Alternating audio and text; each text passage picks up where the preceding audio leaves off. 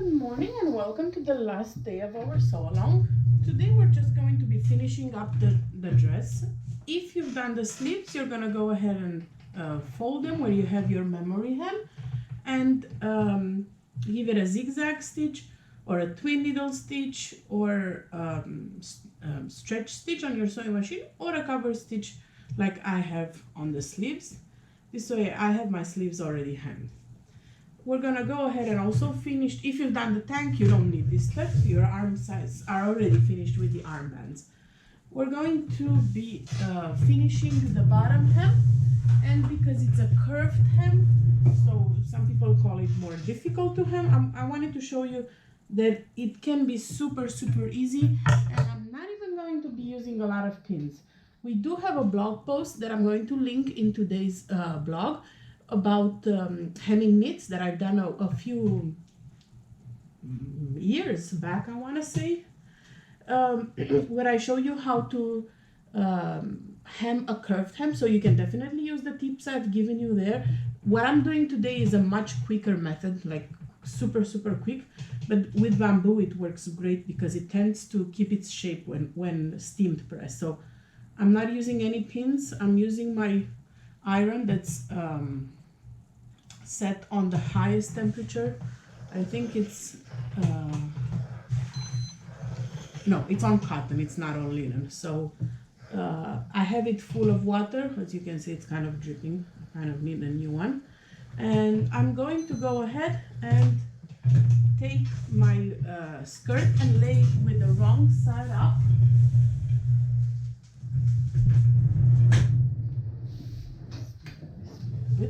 So I have wrong side up, and I'm going to finger fold it 1/2 inch and start pressing. And because I'm using bamboo, it will hold its shape. I'm not even going to use one single pin for this. I have my steam going, and I'm just folding with my thumb. So I keep my thumb in here. I'm rolling over my thumb and follow my press, my finger press with, see, it's holding just fine. And it's 1/2 inch. So with my iron, I'm gonna just follow the fold that I'm making with my thumb. So I do my thumb in there and my index over it to do a 1/2 inch, and just follow it with my steam. If the curve is really big, like it is here at the seam, I stretch just ever so slightly. So it's, see, when I fold, I just stretch ever so slightly to press it. And I keep going round and round and round. The same thing with my thumb. I just follow the press with the iron and a lot of steam. And see, I'm not putting a single pin. That's how I'm hemming all my skirts.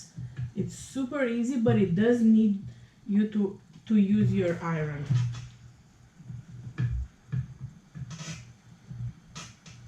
But I find it easier than putting a million pins. And it works for all the bases. So they keep their shape. They keep their shape beautifully, no pins. And when the curve is really deep like there, I just slightly, ever so slightly stretch with my thumb. See, like so, just to make sure that I keep a constant seam allowance. I'm almost done pressing. Then I'm going to switch you over to the cover stitch, and I'm going to keep following the memory hem that I just made when I stitch. And then I'm going to obviously give it one more press because of all the curves. I want to eliminate any kind of waviness. Make sure that you follow a constant 1/2 inch seam allowance. I'm eyeballing it because I've done so many of the patterns for Pirates hems that I don't need to measure it every time.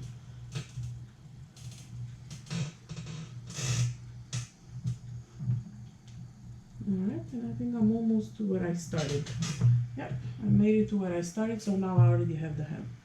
So with the skirt just like that, I'm going to move to the cover stitch.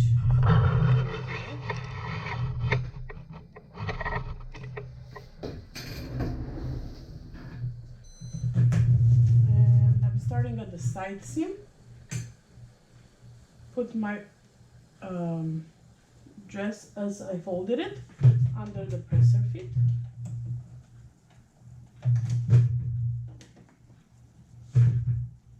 And I'm just going to make sure that the memory hem that I made is constant, stays folded, and that's it. I let the machine do all the work.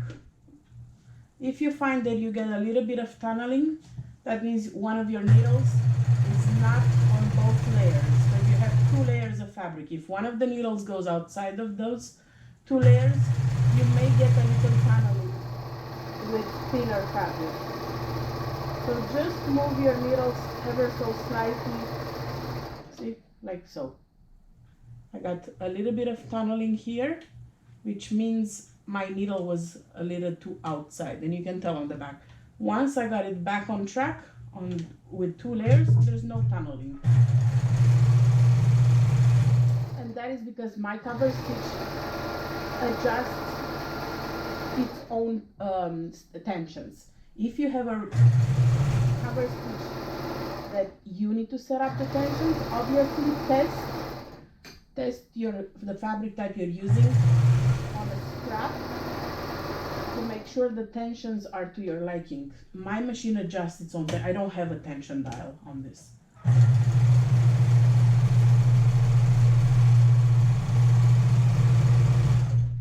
There you go. I'm on the other side of the skirt already.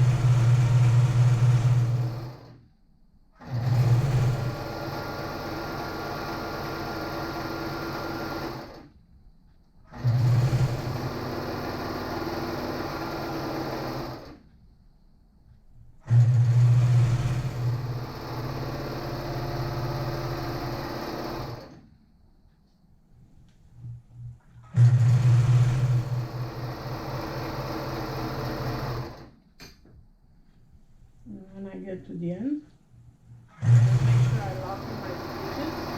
Obviously, everything that I'm doing right here, you can do with your sewing machine. With twin needles or a zigzag stitch. So I'm locking in my stitches, and that is it. That is done. See how easy it is to hem on curved hem if you press before? I have used 0 pins, and I'm showing you it can be done. Just trimming my excess threads here, and I'll show you how it looks. I'm gonna take one more press, one more at the seams, and this is it. Done.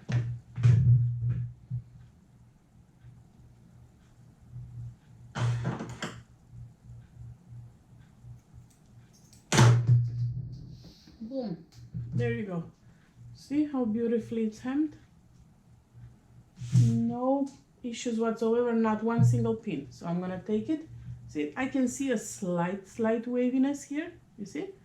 It's gonna disappear. Once I give it a good steam press, the waviness will disappear. The dress is done, so I'm gonna be taking some cute pictures, and I am park ready. So make sure you post your finished dress by Monday evening, and I'm going to be announcing the winners on Monday on the 23rd. So around evening time, I'm not sure of an exact time.